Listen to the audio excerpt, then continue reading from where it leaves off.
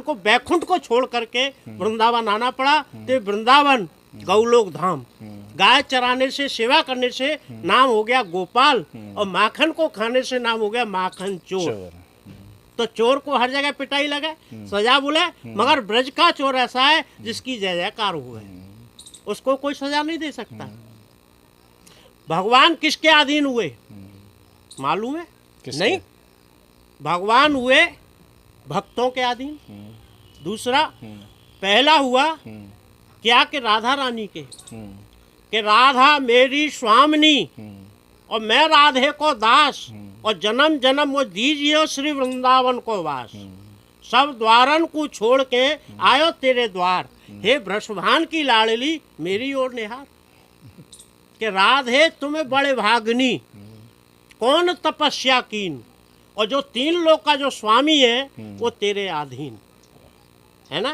तो कृष्ण भगवान राधा रानी जब थक गई हैं, लीला करते करते हैरान हो गई हैं, तो कृष्ण भगवान ने जो तीन लोक का जो स्वामी है वो चरण दबा रहे हैं है ना। तो उन चीजों का दर्शन यहाँ पर देखने को मिलेगा है ना। तो इसीलिए जगह का नाम हुआ सेवा कुंज है ना। कुंज क्या मतलब? छोटी गली, सकरी गली है कि नहीं। तो पहली जो गलियां थी वो लता पताओं की गलियां, अब ये पक्की बन गई, मार्केट बन गया, मंदिर बन गए, धर्मशाला बन गई, आश्रम बन गए।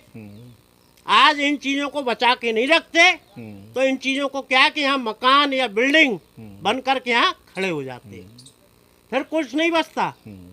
तो नदीवन के अंदर में भी और यहाँ भी है ना। तो ये हरवंश जी हैं, उधर में स्वामी हरिदास जी हैं है ना। तो तानसेन के गुरु थे स्वामी हरिदास, जो ललता सखी रूप में उन्होंने अवतार लिया। जिन्होंने भजन गाया, संगीत गाया, सितार बजाया, उनको स्वप्न दिया, बोले हम जमीन के अंदर हैं, हमको यहाँ से निकालो। तब उन्होंने मूर्तियों को प्रकट किया है। तो वृंदावन बिहारी और बांके बिहारी। तो बांके यानी टेढ़ा, कृष्ण तीन जगह से टेढ़े हैं, गर्दन से, कमर से और पैरों से। तो वो कृष्ण का रूप है। वृंदावन के अंदर फर्स्ट टाइम में 3 सेठ लोग आए। अच्छा। मथुरा का रहने वाला सेठ लक्ष्मी चंद जैन, दिल्ली का रहने वाला सेठ हरगुलाल, और लखनऊ का रहने वाला सेठ साहब बिहारी लाल। भगवान ने इनको सब कुछ दे दिया। जब रुपया, पैसा, सोना, चांदी, धन, दौलत, संपत्ति है और संतान नहीं है, तो वो किसी काम की नहीं है कि नहीं। तो उनको प्रार्थना किया। 60 वर्ष की उम्र में तीनों सेठ अलग अलग जगह से आए, वृंदावन बिहारी के मंदिर में गए, वहां जाकर के इन्होंने मनोकामना मांगी, प्रार्थना किया। बोले प्रभु आपने हमको सब कुछ दिया पर बेटा नहीं दिया, तो हमारे ऊपर ऐसी कृपा करो जो हमारा वंश चले, हमको खुशी हो, तो हम मंदिर या जो भी कुछ करेंगे हम अपना इच्छा से करेंगे। तो उन्होंने पुत्र की प्राप्ति हुई, प्रसाद लिया, मनोकामना की माला ली, नियम का विधि के अनुसार उन्होंने काम किया, तो उनकी मन की इच्छा हो गई पूरी, बेटा हो गया। बेटे की खुशी में 3 बड़े बड़े मंदिर बना दिए। आज उन्हीं की कृपा से सेठ लोगों ने मंदिर बनाए, धर्मशाला बनाई, आश्रम बनाए, जगह जगह सब कुछ कराया, मगर असली जो जड़ है वो है वृंदावन बिहारी। तो वृंदा नाम तुलसी, वन नाम जंगल, बिहारी नाम किसका? जो भूमि से प्रकट होकर के ब्रज 84 कोस को तीर्थों को वसा करके ब्रज के राजा हो गए वृंदावन बिहारी। तब कहते वृंदावन सो बन नहीं, नंद गाम सो गाम, बंसी वट सो वट नहीं, कृष्ण नाम सो नाम। वृंदावन के वृक्ष को मन मन जाने कोई, और डाल डाल और पात पात पे राधे राधे हुए है ना। तो राधे राधे बोलोगे तो मन में आनंद आएगा, खुशी मिलेगी, शांति मिलेगी है ना। मन को खोल करके खोले बोलेंगे तो राधे राधे बोलेंगे, कि राधे राधे जब वो चले आएंगे बिहारी है कि नहीं। तो राधा में ही कृष्ण है, कृष्ण में ही राधा है। शरीर में 2 नेत्र हैं, हर आदमी के ऊपर 2 ऋण है, उनको अलग नहीं कर सकते। ऐसे ही राधा कृष्ण को अलग नहीं किया जाता।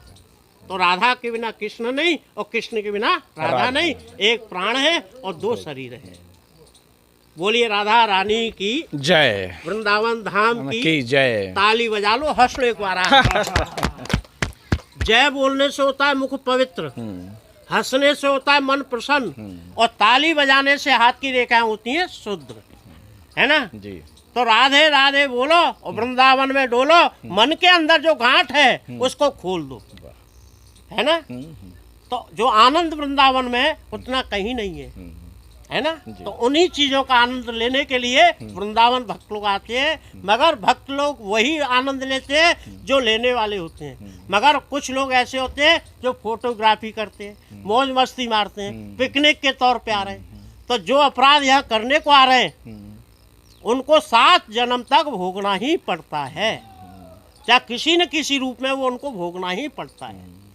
क्यों परेशानियां क्यों आती हैं? क्या तीर्थ में जो अपराध करके चले जाते हैं ना, इसीलिए उनको घर में परिवार में परेशानियों का सामना करना पड़ता है ना।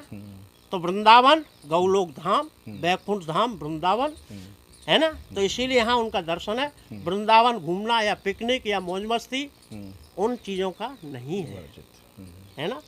होना भी नहीं चाहिए वो सारे चीज़, लेकिन आज के डेट में फैशन के युग में सब तो बस वही तो चीज़ है, कलयुग का समय है ना, कलयुग का प्रभाव है ना जी।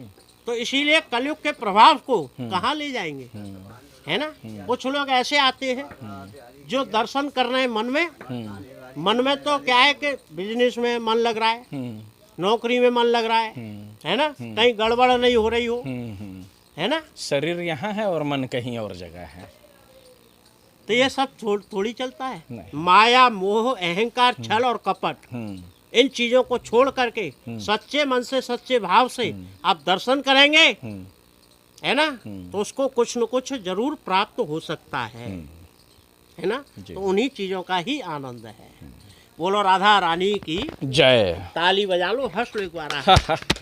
ये ललिता कुंड का दर्शन, ये हरवंश जी के जो शिष्य हैं उनकी समाधि का दर्शन, और चरण जो समाधि हैं, चरण जो चिन्ह है वो वहाँ मिलेंगे। अब यहाँ जितने भी वृक्ष हैं कांटे वाले हैं, छोटे हैं, जमीन में लगे हुए हैं, है ना। और यहाँ जितने भी जो वृक्ष हैं हर तरीका के वृक्ष आपको मिलेंगे। तो उन्हीं चीजों का यहाँ दर्शन है। तो दिन में वृक्ष है, रात्रि को गोपी और कृष्ण है। तो 16,108 गोपियां हैं और 16,108 ही कृष्ण है ना। तो जालंधर की पत्नी थी वृंदा, ऋषियों ने उनको दे दिया श्राप, बोले जंगल के रूप में रहेगी। तो ये तुलसी कहती है या वृक्ष जो कहते हैं कि प्रभु क्या हम ऐसे ही रहेंगे? बोले नहीं, जब मैं अवतार लूंगा, भूमि पर जब पैर रखूंगा तब तुम लोगों का उद्धार हो जाएगा।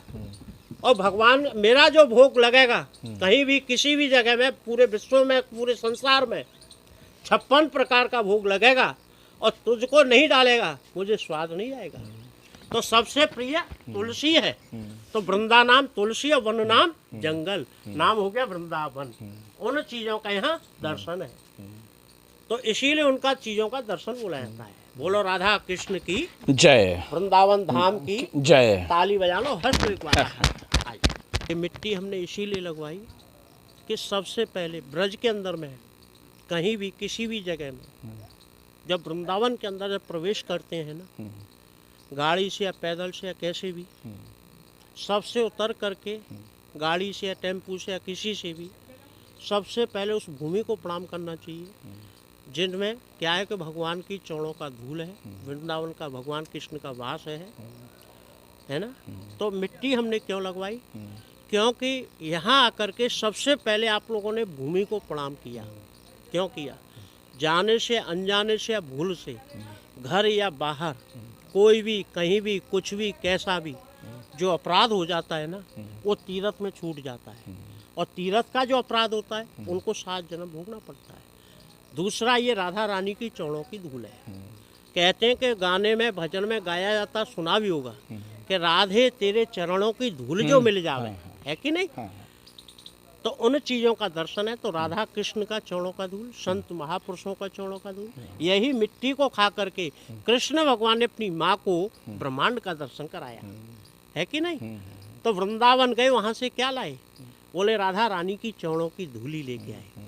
तो तुलसी के पौधे में और पूजा के स्थान में इसको रखा जाता है, जो हर चीज में ये काम आती है। उन चीजों का चलो हर्ष लो एक बार। देखो ये सब जोड़ा में दर्शन है ना, सब जोड़े में है और नीचे जमीन में लगे हुए हैं। सब वृक्ष ऐसे ही मिलेंगे आपको।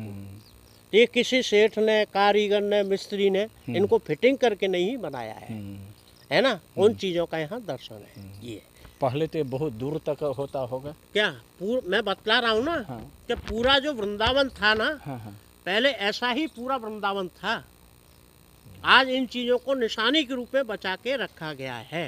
राधे राधे। तो उन चीजों का यहाँ दर्शन। बोलो राधा रानी की जय। ताली बजा लो, हंस लो एक बार हाथ करके। एक फोटो यहाँ का ले लेना है। बाबू ले लो। जगन्नाथपुरी गए उड़ीसा प्रांत में, वहाँ चावल का भोग खाया तो कहते जगन्नाथ का भात और जगत पसारे। उसके बाद में गए नर और नारायण के रूप में तपस्या करी बद्रीनाथ, वहाँ चने की दाल का भोग खाया। द्वारका में लड्डू मठरी का, रामेश्वरम में पंचमेवा का, और यहाँ भगवान ने माखन और मिश्री का। तो जाने से या दर्शन करने से नहीं होता, वहाँ की कुछ निशानियों को ला करके घर में रखते हैं। जब कभी वृंदावन आने का मौका मिलता है, उन चारों चीज़ों को लेकर के वहाँ जाकर के चढ़ाते हैं, तब यात्रा का फल पूरा होता है। तो भगवान जब लौट करके आए तो माता पिता से बोले हम तो यात्रा कर आए। तो माता पिता कहते बेटा तुम कहीं तीर्थ वीरथ नहीं गए हो, तुम तो किसी गोपी को परेशान करके आए हो, गोपी मटकी को फोड़ा, माखन खाया है, तुम कहीं तीर्थ नहीं गए हो। अगर तीर्थ गए हो तो हमको वहाँ की निशानी दिखाओ जो हम तुम्हारा विश्वास कर सकें। तब भगवान ने चारों धाम की जो निशानियों को दिखलाया, बोले हम मानते कि तुम यात्रा करके आए हो। तो बोले तुम तो यात्रा करके आए हो, मगर हमको भी तो यात्रा कराओ। अगर तुम यात्रा करके आए हो तो हमको यात्रा कराओ, नहीं तो यात्रा का फल तुमको पूरा नहीं माना जाएगा। तो बोले जिद कर दिया, बोले कुछ भी करो, कैसे भी करो, हमको यात्रा करवाओ। तो भगवान बोले अच्छा नहीं मानते तो हम तुमको सरल उपाय है। तो भगवान ने अपने हाथ से एक शिला विराजमान कराई, उस शिला का नाम है गोवर्धन पर्वत। तो वहाँ शिला को विराजमान करने के बाद भगवान ने हाथ जुड़वाए, नेत्र बंद कराए। तो भगवान ने जितने तीर्थ हुए, धाम हुए, देवता हुए, सबको यहाँ बुला लिया। तो बोले बेटा धन्य है जो तुमने हमको तीर्थ कराया।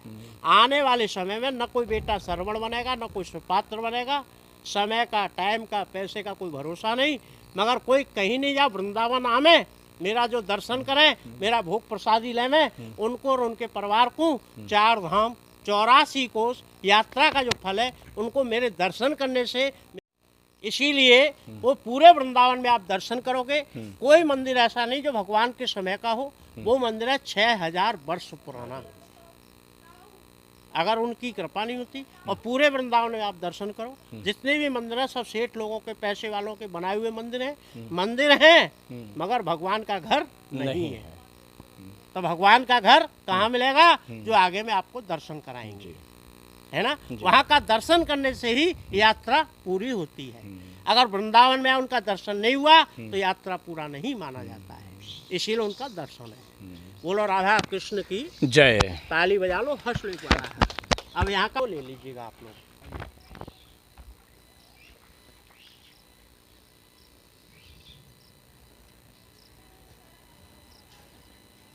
यही खड़े हो जाओ। आजा बेटा। तो गोपियाँ कहने लगी प्रभु हमको पानी प्यास लगी है, हमको पानी पिलवाओ। तो भगवान बोले यमुना में जाओ, यमुना कोई ज़्यादा दूरी नहीं है, 2 मिनट को रास्ता है, वहाँ का पानी पी करके फिर आओ, फिर लीला करेंगे। तो गोपियाँ बोली कि कालिया नाग है, विषैल और पानी, रात्रि को समय हम जगह को नहीं छोड़ सकते। तो गोपियों ने हट किया, नहीं मानी।